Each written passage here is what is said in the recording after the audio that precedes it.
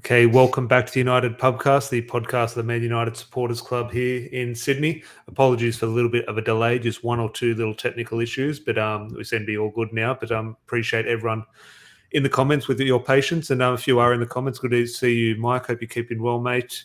Flim, which we'll obviously get into this, Flim, in a little bit in terms of this will seem cynical, but are we a serious football club? I have seen that article in regards to Steve Bruce. I thought everyone was joking in the comments last night, Larry, when they were mentioning Steve Bruce, but it is coming out from one or two reputable sources. So I did have a cheeky smile, but there might be something in it.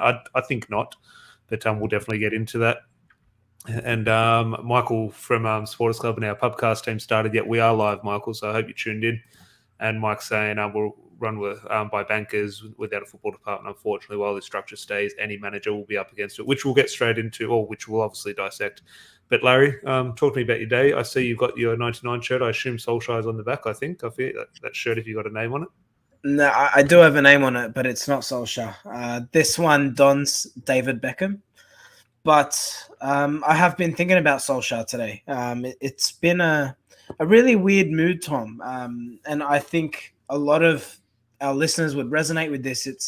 It doesn't feel like a sacking. It feels like my dad lost his job. You know, it's got that sad feeling to it, doesn't it? Well, I don't want to get into sort of the new manager debate. We're going to be having that over the next couple of days or weeks, or with this club, who knows, we'll be having that over the next couple of months, the new manager debate. So I don't want to get into that because we currently have a manager, Michael Carrick, which we'll have to sort of discuss that as well. We've got plenty of time to discuss that, but we've actually got a football match, as everyone's seen in the title. It's a match preview. We do have a football match to discuss, which is obviously a big game as well. It's not just your average game. It's a very important Champions League game. But I do just want to spend 1 or 2 minutes on Solskjaer because a lot has sort of unfolded in the last 24 hours. Obviously, the sacking. In true Pubcast fashion, we went live last night with the sort of confirmed news, but not quite confirmed by the club. We hung up the call on YouTube, press stop recording. 2 minutes later, Man United tweet the official news. But all the conversation was obviously relevant. So I hope big thank you to obviously everyone who did join us for that stream. It's quite enjoyable last night. But I do want to talk about sort of what has unfolded since the official sort of sacking. And the main thing, which I think all the sort of stories do stem from, is that interview. Now, I can put my hands up as an adult and as a man and say, Larry, I cried. I shed a tear when Solskjaer started choking up towards the end, sort of thing. Just your thoughts on the interview when you did see it, because obviously you messaged me before I woke up, and you messaged me saying, "Have you seen the interview?" And I hadn't seen it yet. I said, "What interview?" So obviously went on the app and saw it, and yeah, it definitely did shed a tear. It was brutal viewing. And that's why I said you feel like your dad lost his job. Look, whatever you think of Solskjaer, and I think the one thing I can say I'm truthfully proud of being a co-host with you on this platform is we've always been respectful of the manager. And that's something that I'm extremely proud of. You know, we're not backflipping. We said it was the right time for him to go, and I maintain that. But that doesn't mean it's sad. You can see he loves the football club.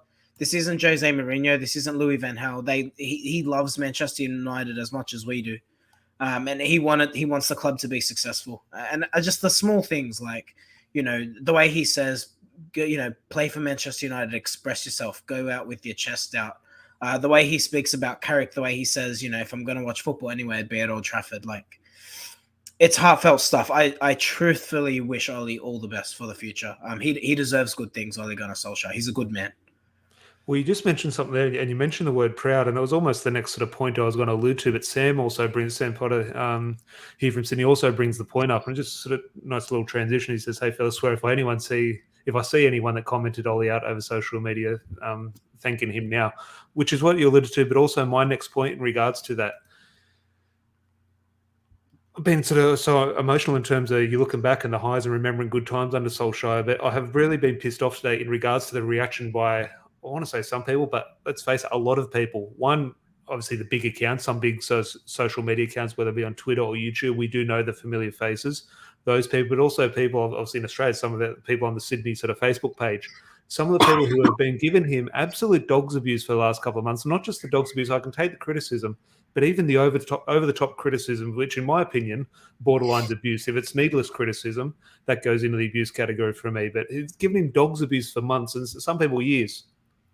have now just come out and said they've seen that interview and they've realised what an idiot they've been over the last couple of months, and they're saying, "Oh, look, it was never real personal with Ollie. I wish him the best. Hope he does well. It's just unfortunate. It's just a shame it didn't work out." And I think, hang on, you didn't have this energy a week ago when you're throwing him under the bus. And I just think, completely agree with what Sam is saying there, in terms of I just don't want to be associated with those type of fans because, as you say, you mentioned the word proud a little bit before, and I just think, yeah, look, I'm an adult. I'm not going to be patting myself on the back saying I behaved respectfully, but I'm just sitting here saying, yeah, I am proud of the way I sort of defended Solskjaer in terms of we do see big accounts and big, I don't want to say big fans, but big platforms and the way they have treated him and are continuing. He is a big fan.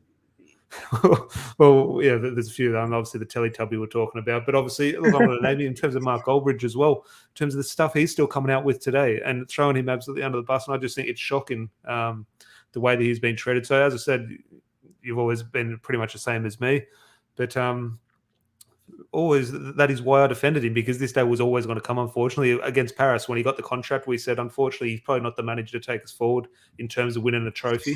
But you do have to respect the work he's doing. And yeah, it was an emotional day, wasn't it? It was, yeah. Yeah. It was just, I couldn't get my eyes off Twitter today. It was similar to when Ronaldo was getting announced. You just find yourself refreshing constantly.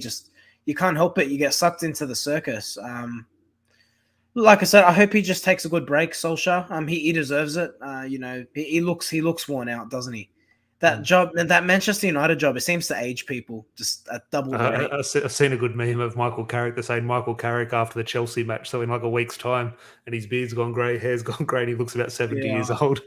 It was a good one, but we will get into that. Sort of Jamie over from Northern Ireland. Hope you're keeping well, mate. Morning, lads. What have I missed? Just talking a little bit just past 24 hours about Solskjaer, but we're going to get on to sort of the match preview, and obviously Michael Carrick will sort of take up a lot of that discussion because he's our current manager, and that'll go down in history, which I want to touch on because Carrick's now the next one getting abuse, and he hasn't even kicked a ball yet, or not kicked a ball, but he hasn't even picked a team yet, and he's already getting dogs abuse.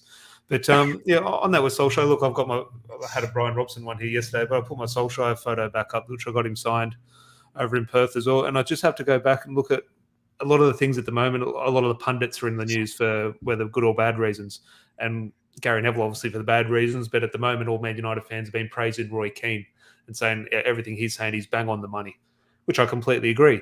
However, 3 years ago, he was saying this was going to happen. He was saying the players are ultimately going to, the Leopards don't change their spots and they'll throw Ollie under the bus. Now, I don't think they've thrown him under the bus in the same fashion or in the same manner that the situation unfolded under Jose Mourinho. But in my opinion, and look, Solskjaer takes full responsibility. Of course, he's a manager, a very important part, and ultimately he has failed in this sort of the new job description this season. However, in my opinion, ultimately the players have let him down. Okay, you can talk about tactics here and there, but they make up the 1 or 2% at the top level. Fred controlling a ball, Harry Maguire missing a header, Luke Shaw not tracking back, Marcus Rashford missing a chance or something like that. Ultimately, Roy Keane has been right that maybe not throwing him under the bus, but they have let him down. And I almost saw that in his face in the interview when he's talking about Manchester United and sort of what he thinks of Manchester United when sort of his playing days and sort of the feeling and culture around that winning team in sort of Sir Alex Ferguson's era. He knows how important the players are, and the players, in my opinion, haven't delivered for him. No, I agree with you. And look, there's an equal element of blame to go around always. It's never just the manager or just the players or whatever it might be. I can sit here and criticize Harry Maguire and Fred and Scott McTominay, but Solskjaer picks them every week. So, you know what I mean? He's got a big squad. He can't say that he didn't have a big squad. We saw what Donny came on and did against Watford yesterday. Now, you can argue that Donny hasn't taken his chances in the past, and I'd agree with that. I don't think he has, but I also think for a midfield player particularly, you need to be given more time. You need to get it into the flow of the game. I think that's really important. And pardon me, he was coming from a new league. So there's little things I look at with Solskjaer. Like Lingard, we've seen what he's come off the bench to achieve already this season. He's barely getting any game time himself. His contract's coming up. Paul Pogba, I've debated my thoughts on the Pogba situation, but you could also argue that he hasn't played Pogba in his best position and as a result hasn't gotten the best out of Paul Pogba. So, there are many things that you can look at and say, Solskjaer got a lot of things right, but he also got a lot of things wrong. And that's why ultimately the buck stops with the manager. Yeah, no, definitely what Ian's saying that in terms of Ollie took as far as he could, and Ollie alluded to that into the interview. Like, obviously, he was sacked, but he did almost just come across, well, look, I've taken as far as it's time for me to step aside, and it is time. He's given us that platform. It is time for that new manager. And just in regards to midfield, Wes here saying I was Ollie out, but I loved him as a player and I have the utmost respect for him as a person, but continued use of McFred lost me. Speaking of, or not so much McFred, but speaking of midfield, we do have a decent midfielder in charge now. Obviously, I was talking of Zinedine Zidane yesterday, and it's funny old games. 24 hours ago, he was the favourite. Now he's almost sixth or seventh favourite. Zinedine Zidane looks like it's not going to happen. But we do have a decent midfielder in charge of the club now in terms of Michael Carrick. And I just think, Larry, look, the team sheet hasn't been out yet. No results have happened under Michael Carrick. And I don't want to get into the whole situation of does he deserve to be there? Yes, we need a better manager. It's not his fault. Should he have gone with Solskjaer? Probably yes, but he hasn't. So we have to deal with the situation at hand. He's already getting dogs abuse now. Just what are your thoughts on the Carrick situation in regards to everything? Like, are you sort of really worked up that he should have gone with Solskjaer? Or are you saying what I was saying yesterday where we can't sack everyone with a game in 2 days? You do need actual physical bodies in charge of the team. Look, I agree with you. I think ultimately Carrick won't be there. And as long as that's the end result, then I agree with it. Pardon me. Bear with me, guys. I am dog sick at the moment. But in saying that, look, you need someone in the dugout. I think ultimately we're saying that the players need a new voice. They need someone to listen to. And look, I'm sure Carrick has his own philosophies. We've seen this countless times. You'll see an assistant come in. One that comes to mind is, I think Di Matteo at Chelsea. Wasn't he the assistant was it Villas-Boas he replaced? And then he came in and he just absolutely bossed it, different style of play completely. What I'm really interested to see with Carrick is he's a midfielder, first and foremost.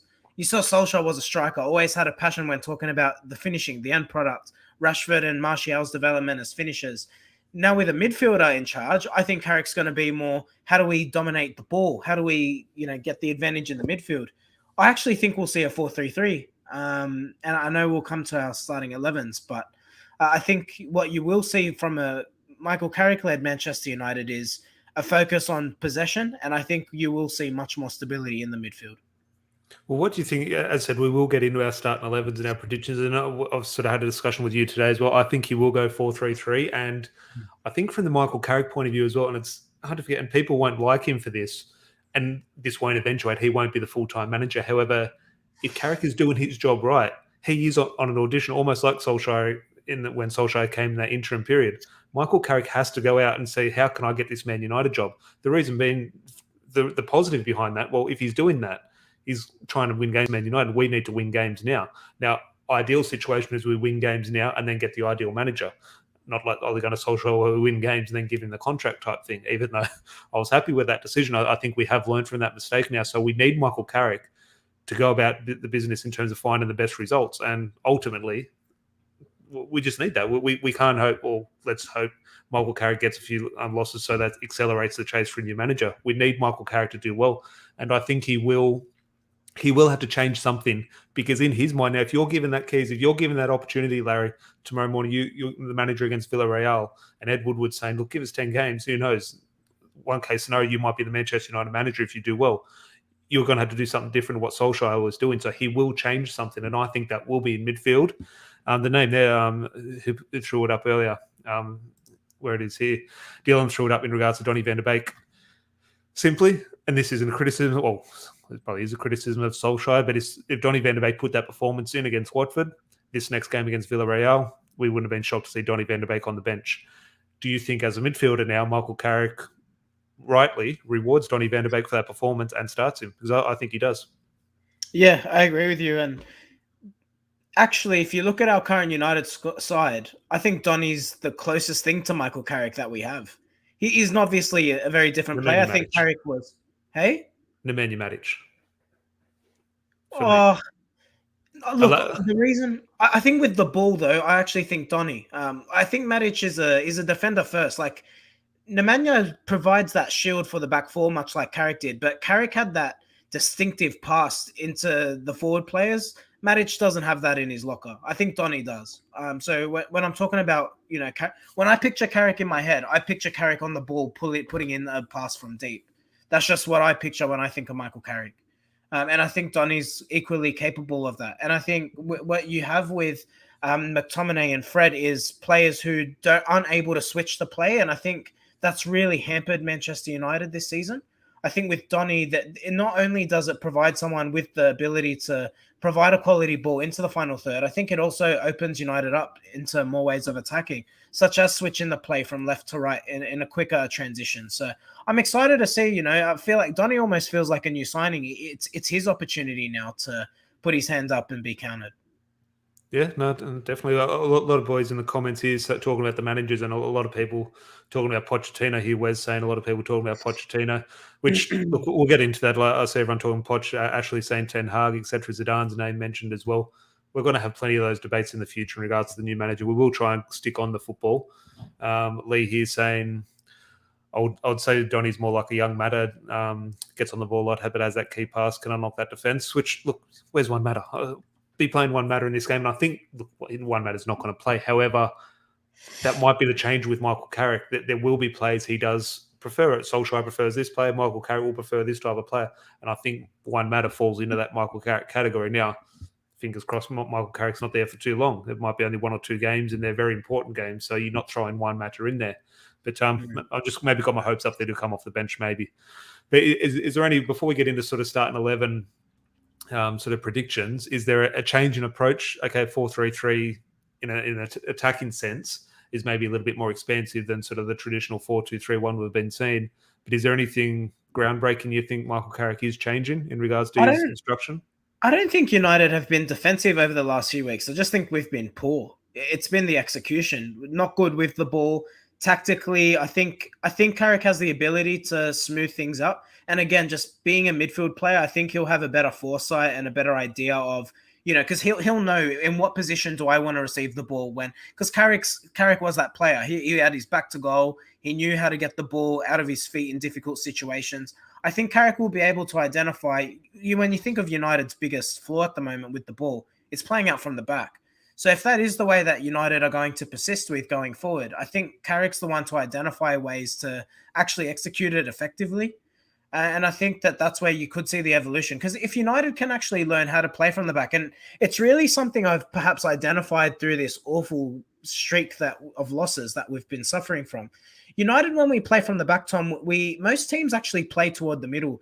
United actually play towards the edges, which is really odd. You see, it's normally Maguire to Shaw or Maguire or Lindelof to Wan-Bissaka, and we try and go through the edges. Our midfield almost gets bypassed, which tells me that Solskjaer has identified Fred and McTominay's weaknesses, but he's trying to skip the midfield, and it's just not feasible. So I think you almost have to skip the midfield because of the personnel in it. Absolutely. So I think that's where Carrick can look to do something different, though. I think if he can find a way to play out the back effectively and get United with that extra man advantage in attack, the rest. We've got lethal attacking players. They can do the damage. Yeah, no, definitely. What Michael here, good mate of ours from the Supporters Club and our FIFA pubcast team. My only concern, which we'll discuss this, will be Carrick goes on a good run of games. I think the club have been burnt with that decision. They know that's simply something that can't happen. Yeah. Even if Carrick came on and won the FA Cup or Champions League, obviously not that scenario. That obviously changes things. But yeah, Michael Carrick isn't getting the job full time. But just 2 comments in regards to formations here. We were going to throw some graphics up. That was a little bit while we were 2 or 3 minutes late going live tonight in regards to our starting 11 predictions. So we haven't got them with us, but we'll sort of run through them for you. But there are 1 or 2 things that sort of agreed with me, which I'll get into my starting 11 first, Larry. But Sam saying would like to see Donny and Bruno playing as 8s behind or in front of Fred. And that's almost what I alluded to. I had the exact same midfield. I said, let's drop Bruno a little bit deeper. And Donny, instead of sitting next to Matic, play Donny more advanced with Bruno in terms of that. But so I would have that bet. I'll play Matic behind them. But Matic was very poor against Watford, and Fred was rested. So maybe Fred does come in. But for me, it would be more likely that hopefully 2 number 8s rather than Bruno a little bit too far advanced. I think that is killing us a little bit. But Ian saying Bruno, which is the same thing, Bruno needs to drop back a little bit and help the midfield out, which my starting 11, as I said, you can't see it on screen, but it is back 4 picks itself. I don't think anyone is out, injured, suspended. Well, obviously Varane, the big ones type thing. But in my opinion, I'd be going Wan-Bissaka. I know Maguire. If you want to touch on the Maguire situation further, please do. But I'd be going Maguire and Lindelof. I would be dropping Shaw. I would go Alex Telles, but I assume it would be Luke Shaw. But I'll be playing Alex Telles. And in midfield, as I said, I'd go Matic, but drop Bruno and drop Bruno a little bit deeper, and play Donny van der Beek next to Bruno as 2 8s. And the front three would pick itself. I'd go the same front three against Watford: Sancho, Ronaldo, and Rashford. I'm not sure the Greenwood situation, if he's fit. I'm sure the travelling team news will be out soon. But thoughts on that starting 11? Would you make any changes? Luke Shaw at left back, to see keep his spot? Are you dropping Captain Fantastic and Harry Maguire? What are your thoughts? I am, yeah. I think it's just gone too far with Maguire. Can you drop him, though, because he's not playing against Chelsea? You can't play with Eric Bailly twice in a week. I know you can, but you just can't trust him. Harry Maguire, you have to remember he's suspended against Chelsea. So using the squad, this is a game where you're going to have to play him, in my opinion. I take your point, but if you're trusting Bailly to play against Chelsea, then I think you have to try and give him a run of games. I think that's what you see with Eric Bailly. I think the more games he plays, he'll be less error prone. Look, he'll always have a bit of crazy in him. He's a kamikaze, but in saying that, Eric Bailly, when he's on song, he can be brilliant. So I would be trying to get Bailly in there. I would drop Maguire. I truthfully believe that he just needs to be pulled out for his own benefit. Forget his form. If we're ever going to see what Harry Maguire is capable of, he needs to be pulled out of the side. I don't know whether it's the Euros. I don't know whether it's Manchester United as a whole, the captaincy.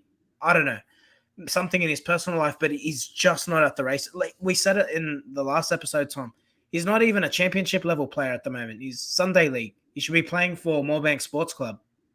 He's not good. George saying here, Varane will be back hopefully. I don't think, well, fingers crossed. I think Varane is still maybe 1 or 2 weeks away. But that would be a great surprise to have him back. However, in my opinion, we didn't rush him back, but he came back for one game against Tottenham and broke down type thing. So I think they're really going to take their time with Rafael Varane, but he will be a welcome return. He has been fantastic, in my opinion, since his arrival. But in terms of that midfield, how would you line up that midfield with Michael Carrick in mind in terms of his approach and how you think he will? And is there a change to the front three you'd make? I think I want to say go McTominay, Donny, Bruno, but I just McTominay can't play the 6. If I'm talking about playing out the back, he's not the one. Well, Flim leaves that point here, which we've always agreed with. I'm a huge fan of him, but it's completely right. He is right. McTominay does go hiding, and he's obviously just not comfortable there. So he could go Matic, but Fred definitely can't play in the 6. God. Oh, 7. I think it will be. I think it'll be. Or I would, in Michael Carrick's mind, Nemanja Matic. However, he was so poor against Watford, and there's this narrative around Matic in regards to 2 games a week, etc. So maybe his body can't hold up. Now, it's not an issue with Cavani or Ronaldo type thing. You think, why do we have that discussion around Nemanja Matic? But we do have the discussion. So I have a feeling it will be Fred. And look, he has played that role before. Look, not well in my opinion, but he has played that role before, and we have had good results. So I could see a situation where he does do that. Maybe Michael Carrick, maybe a good trait of his new management style or something. Just go tell him he's Brazilian. Go give him a Brazilian passport. Just send him out with the Brazilian flag around his shoulders or something like they do in the boxing or UFC. Have it around there. Remind him that he's Brazilian because he thinks he's bloody Scottish or something when he goes out on that football pitch in a red shirt. As frustrating as Fred is with the ball, he puts in a damn shift. He grafts. And he doesn't go hiding. Like, I think he's an awful footballer, but he has the confidence of Ronaldo. So good on him. If he's probably is our best option in the 6 at the moment. Matic, I hate the term lost his legs. Matic has lost his legs. He just can't get around the pitch anymore. Saw that against Watford. Did he really ever get around the pitch though? Like, I know he did, but look, I understand the argument and somewhat agree, but I think it's one of those ones where like Maguire, and it's a different concept, but we're criticising Maguire so much. When we start winning games, we won't. When Nemanja Matic, when we're winning games and scoring goals, we won't be talking about Matic's legs. When we're losing, we are. And look, that's part of football, and rightly so. It's just it's a weird one for me. But Michael here's saying once Varane back fit, I think 3-5-2 could work with Tellez and Wan-Bissaka as wing backs. On the Tellez side, yes, not with Wan-Bissaka on the right hand side.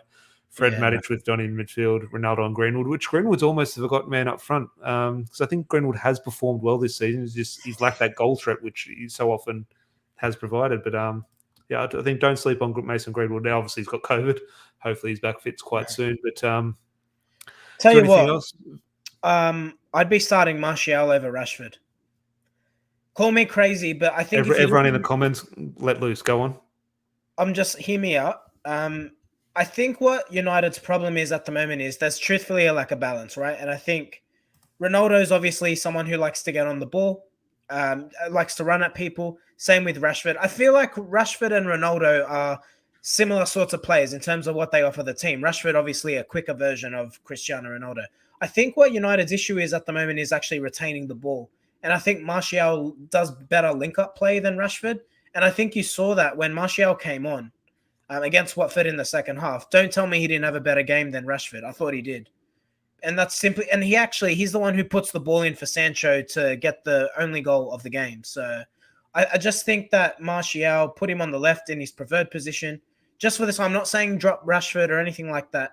I just think give Martial an opportunity on the left. The one game he'd had this season there, he played really well. And then he got pulled out of the side, never to be seen again. So Well, here's one. Before we wrap up, before we finish the tonight's episode, a quick one. Let's say we have dropped Marcus Rashford, and this thought just popped into my mind. Then, say Marcus Rashford has been dropped. In the comments, let me know what you would prefer, and obviously take away Larry's bias, and let's have an honest discussion about it. What would you prefer? Would you prefer when Rashford is dropped, play Martial on the left, or would you prefer, in terms of your reasoning, in terms of keeping the ball and sort of playing better football, playing Sancho on the left and Juan Mata on the right, or just play Martial? Sancho's shown what he can do on the right. So why would you move that? Like, that's what I'm saying. But Martial's how the often? left winger. Yeah, but how often can you rely on a performance coming from Anthony Martial if you put him on the left? Well, I think history has shown us he plays his best football off the left. Yeah, and he also has games where he goes missing. Not missing on the left, but there's games where he doesn't perform. Like, yes, his best performances do come on the left, but that's when he plays well. He doesn't often play well. I take your point, but when Rashford's off form, he's running at people, tunnel vision, and United's problem at the moment is we're not keeping the ball. We're not having any fluidity in attack.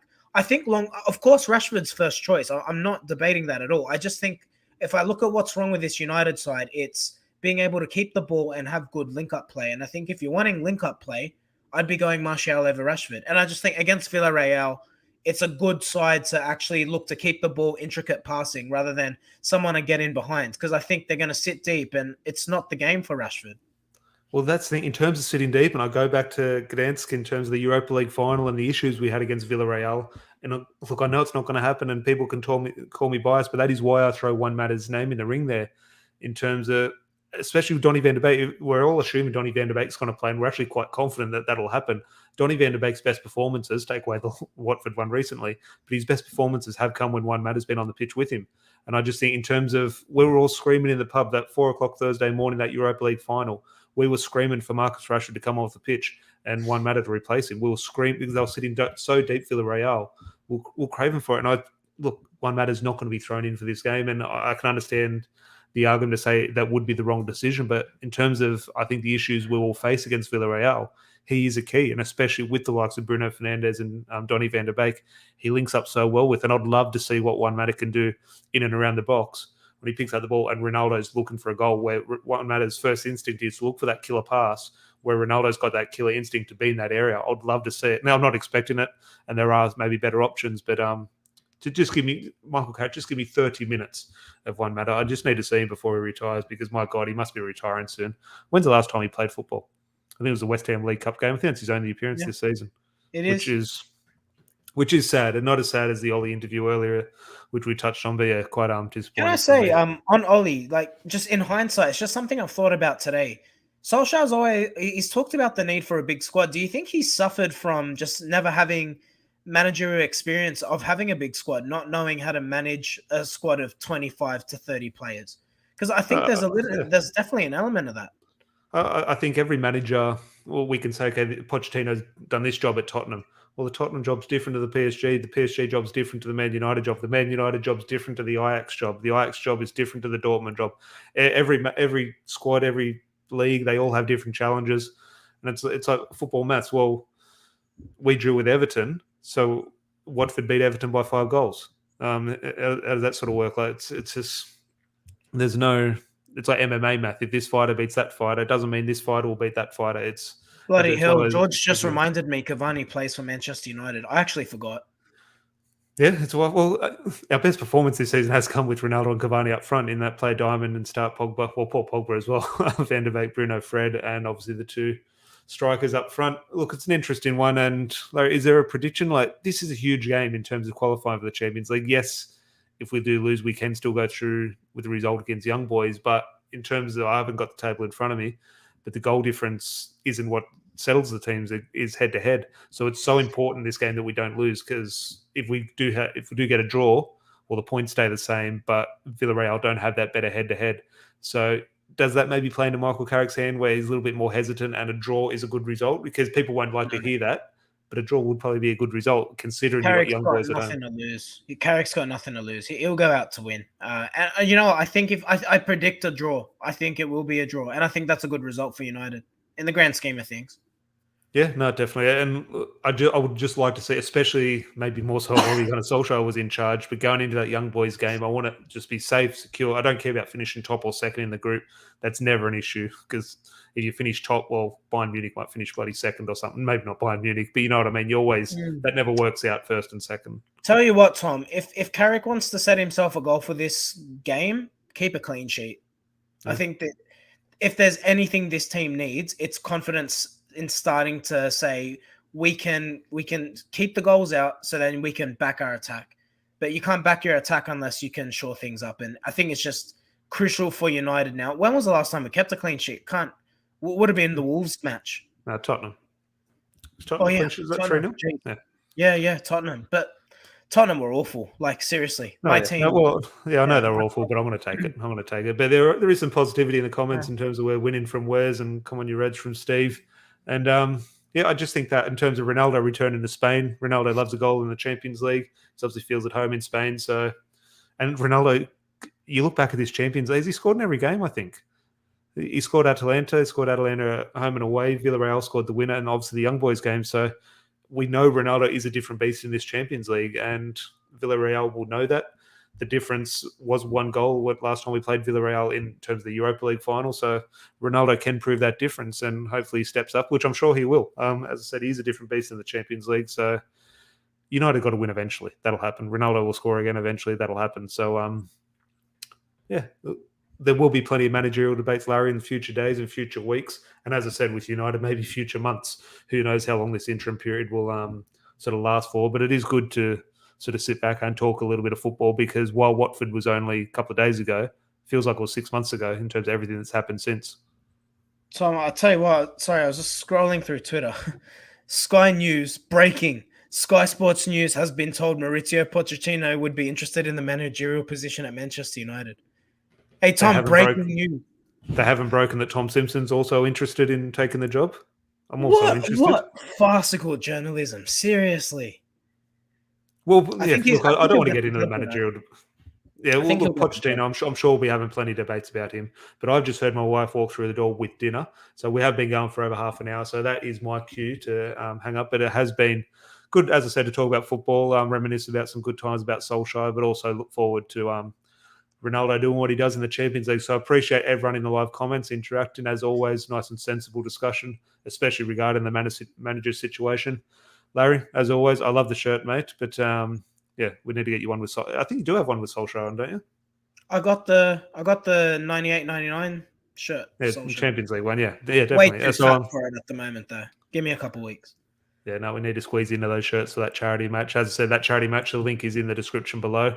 If you want to donate, Larry and I will be donning the boots and the red shirt representing Man United. We technically are representing the official supporters club. So please do go donate if you can, raise money for the food banks here in Sydney. But as I said, please like the video if you did enjoy it. If you are new, please subscribe. That would be great.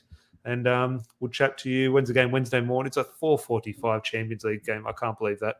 Young Boys are 7 a.m., so that's not too bad. But early morning Wednesday game for us. So we'll chat to you Wednesday night, hopefully talking about Champions League progression. And Michael Carrick's at the wheel. See. Cheers.